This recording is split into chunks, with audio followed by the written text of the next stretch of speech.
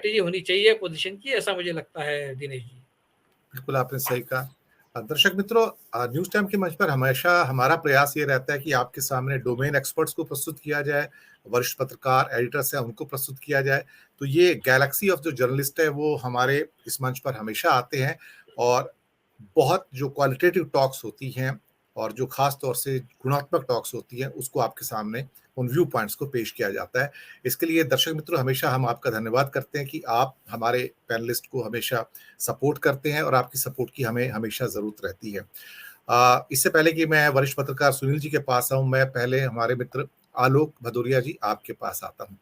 आपने दादा की बात सुनी और विवेक जी की बात सुनी। दो पर्सपेक्टिव आपके पास आए हैं। विपक्ष का अब जो इमर्जिंग पर्सपेक्टिव है, क्योंकि सिचुएशन इस समय बहुत फ्लूइड है इस टाइम इंडिया में, किसी भी कंक्लूजन पर पहुंचना थोड़ा मुश्किल सा लग रहा है अभी इस समय। समझ में नहीं आता कि एक हफ्ते बाद, 10 दिन बाद, 20 दिन के बाद क्या होगा। दूसरा, जो विवेक जी ने एक बात कही कि राहुल गांधी अभी भी अपने शब्दों को लेके पक्के नहीं है, अभी भी ऐसी गलतियां कर देते हैं। कोई जरूरत नहीं थी कि सावरकर को मेंशन किया जाए। आप गांधी हैं, ठीक है, मान लिया आप गांधी हैं, आपको क्या जरूरत है कहने की कि मैं सावरकर नहीं हूं जो माफी मांग लूंगा। ये इस किस्म की बातों को जो पक्के पॉलिटिशियंस होते हैं कहने से बचते हैं, लेकिन वो अपने पैरों पे खुद कुल्हाड़ी मार लेते हैं बहुत बार, तो बनी बनी ये बात बिगड़ जाती है। आलोक जी, ओवरऑल जो पर्सपेक्टिव आपकी नजर में क्या उभर रहा है इस टाइम भारत में विपक्ष का बीजेपी के अगेंस्ट? धन्यवाद दिनेश जी। थोड़ा सा मैं माफी, थोड़ा सॉरी, मैं आपको देर में शामिल हो पाया। सबसे महत्वपूर्ण चीज ये है कि 2+2 4 नहीं होता। हम लोग जब भी विपक्ष की एकता की बात करते हैं तो हम लोग यही इसी तरीके से आंकड़ों को जोड़ते हैं कि भाई अगर ये सारे के आंकड़े अगर जुड़ जाएंगे तो ये जो 16 करोड़ वोट पाने वाली जो पार्टी है वो हार जाएगी। ऐसा नहीं होता। ऐसा हम लोग देख चुके थे, उत्तर प्रदेश में देख चुके हैं, सुनील जी ने तो बहुत करीब से देखा है। यूपी के जब लड़ाके चले थे, सब जगह ये कि यही धूम हुआ करती थी। दादा भी थे वहां पर, प्रेस क्लब से लेकर सब धूम हुआ करती थी, अरे अब तो मजा आ जाएगा, देखना बहुत जबरदस्त होगा प्रदर्शन। लेकिन ऐसा होता नहीं, कभी नहीं होता। राजनीति में 2+2 4 नहीं होता, पहली बात।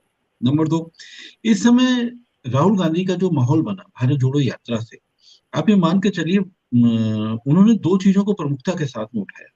एक तो ये कि जो लव हेट रिलेशनशिप है हिंदू मुस्लिम के बीच में, जो एक खाई है वो लगातार चौड़ी होती जा रही है और देश के लिए ये खराब है। ये मैसेज उन्होंने जिस अंदाज में दिया वो बहुत लोगों के अंदर तक चला गया। और दूसरा उनका अदानी का था, अंबानी अदानी दोनों का था। अब मैं देख रहा हूँ कि भारतीय जनता पार्टी के, मैं ये कहूंगा भारतीय जनता पार्टी रणनीति बनाने में बहुत माहिर है। अब उसने वो डिफेमेशन वाले फैसले पे आ गई है। तो अब राहुल गांधी को वो दूसरे पेज पर ले जाना, दूसरे टर्फ पर ले जाना चाहती है। जो उसके जो मुख्य मुद्दे हैं, हिंदू मुस्लिम एकता और अदानी, इससे हटाकर वो इस पे ले आना चाहती है, और ले भी आई है। काफी हद तक विमर्श में देख रहा हूँ कि पिछले 4 दिनों से, 5 दिनों से केवल इसी पे चल रहा है, अदानी पे कम हो रहा है। अदानी पर राहुल गांधी जो बोल रहे हैं, 2-4 लाइनें बस वही हो रही हैं। पूरा विपक्ष अदानी पे ज्यादा नहीं बोल पा रहा है। दिक्कत ये सब डिफेमेशन पे और लोकतंत्र पे इस पे चले गए हैं। एक और चीज मुझे लगता है कि इस समय कांग्रेस के लिए तो सबसे जरूरी चीज है, कुछ सीटें आए, कुछ वोट आए, कुछ राज्य आए। इस समय 2023 इनके लिए काफी सुनहरा होने वाला है। कर्नाटक में जिस तरीके से समीकरण बन रहे हैं, तो ऐसा लग रहा है कि कर्नाटक में बीजेपी कांग्रेस आज की तारीख में एडवांटेजियस पोजीशन में है। उसके अलावा जो 2023 में जो बड़े राज्यों का जो चुनाव होने जा रहा है, राजस्थान वहाँ ठीक है, मध्य प्रदेश में भी इसकी काफी अच्छी छवि या आसार अभी फिलहाल बनते दिख रहे हैं।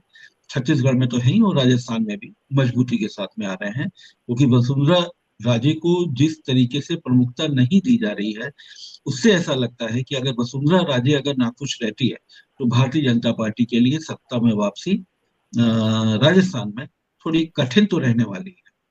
लेकिन एक बात है कि हम जब भी लेकिन अगर ये 4 राज्यों स्पेशली, इनमें से 3 में कांग्रेस तो बहुत ही प्रमुखता के साथ में, कर्नाटक में भी है, लेकिन अगर ये यहाँ कांग्रेस अगर ये वापसी अच्छे से ले आती है, अच्छे से, अच्छे मतलब उस तरीके की जीत जैसे छत्तीसगढ़ में हुई थी या भारतीय जनता पार्टी की अभी गुजरात में हुई है, उस तरीके की जीत से कांग्रेस को अपनी वापसी करनी पड़ेगी। अगर वो जीत से अगर ये वापसी नहीं करती है, कांग्रेस के लिए आगे की राह बड़ी मुश्किल होने वाली है। जैसा अभी दादा ने बहुत अच्छे से समझाया कि पश्चिम बंगाल वाला मैं पूरी तरह सहमत हूँ, क्योंकि कोई भी क्षेत्रीय पार्टी, ये सबकी निगाह उसी में है कि पोस्ट अलायंसेस में या जो बाद में जो सत्ता में जो हिस्सेदारी होगी, जो जितनी सीटें लोकसभा में ले आएगा, हिस्सेदारी तो उसकी उतनी ही बढ़ेगी ना। तो लोगों की सबकी निगाह वही है कि कांग्रेस, ऐसा लग नहीं रहा कि कांग्रेस इतनी बड़ी सीटों पर वापसी कर लेगी, क्योंकि एक चक्कर है। मुझे जो एक दिक्कत है, मतलब चक्कर नहीं, मुझे एक दिक्कत ये लग रही है कि कांग्रेस का अभी तक कोई एक सपना नहीं आ पा रहा है, एक एजेंडा नहीं आ पा रहा है।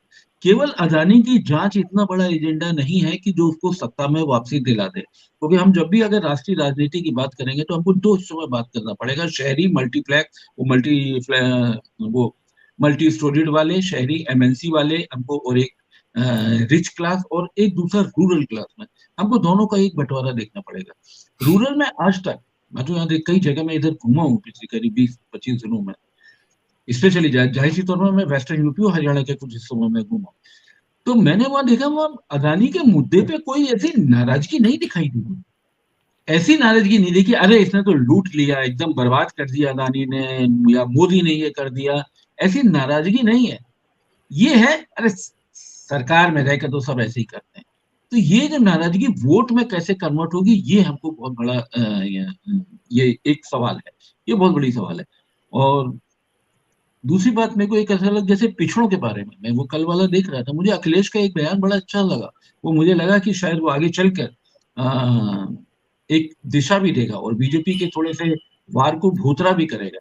जो उन्होंने कहा कि जब अपना बंगला लखनऊ में जब खाली किया था, तो गंगा जल से धुलवाया गया था, पूजा कराई गई थी, मेरे ख्याल से सुनील जी शायद पूजा भी करवाई गई थी वहां पे, इस तरीके का कोई एक वो हुआ भी था। तो अगर इस तरीके की बातों का अगर प्रचार किया जाएगा, तो भारतीय जनता पार्टी के जो हथियार है ना, ये बूमरैंग करेंगे। ऐसा ही बूमरैंग उस समय भी हुआ था जब वो 41,000 की वो जब टी शर्ट आई थी, और जब वो विवेकानंद वाली जब वो उसमें उसका जिक्र आया था, तो कांग्रेस के जिस तरीके से जवाब दिया था। लेकिन सवाल यह है कि कांग्रेस का वो जवाब बहुत खामोश हो जाता है और फिर वो लगातार नहीं चलता। आईटी सेल को वहां पर 24/7 वाले अंदाज में लाना पड़ेगा। अभी आप मान के चलिए, भारतीय जनता पार्टी अभी थोड़ी सी खामोशी बरते हुए, जैसे ही चुनाव की तारीखें या घोषणा होने वाली है कर्नाटक में, आप देखिएगा इनकी सरगर्मी इतनी तेज हो जाएंगी। और ये बात मैं विवेक जी के से बिल्कुल सहमत हूँ कि राहुल गांधी कई बार इतनी लूज बॉल फेंक देते हैं, तो उसको किस तरीके से बल्ला घुमाएगी भारतीय जनता पार्टी, इसको हमें सोचना पड़ेगा। तो देखिए, डिफेमेशन को लेते हुए मीडिया से लेकर सब जगह एक बड़ा वर्ग एक नाराज है कि राहुल गांधी की सदस्यता खत्म कर दी, तो उन्होंने पिछड़े का एंगल ले आए, बहुत जल्दी अपना वो स्ट्रेटजी बदलते हैं। तो क्या हम उस तरीके की स्ट्रेटजी पर आएंगे? और दूसरा, मुझे को लगता है प्री पोल अलायंस में नहीं जाना चाहिए। ये भारतीय जनता पार्टी की बहुत ही सोची समझी है, क्योंकि इसमें हमेशा वो टीना फैक्टर आ जाता है कि there is no alternative of Modi. जब भी आप 1+1 पर सबको जोड़ने की बात करते हैं, एक एक बड़े कैनवास में इनको रणनीति बनानी चाहिए और फोकस करना चाहिए कि चुनाव के बाद आप समझौता करें, पोस्ट जो इलेक्टोरल अलायंसेस होगा, तभी एक आपकी सत्ता भी बचेगी और तभी आप उसको हराकर कायम भी कर पाएंगे। बहुत महत्वपूर्ण बिंदु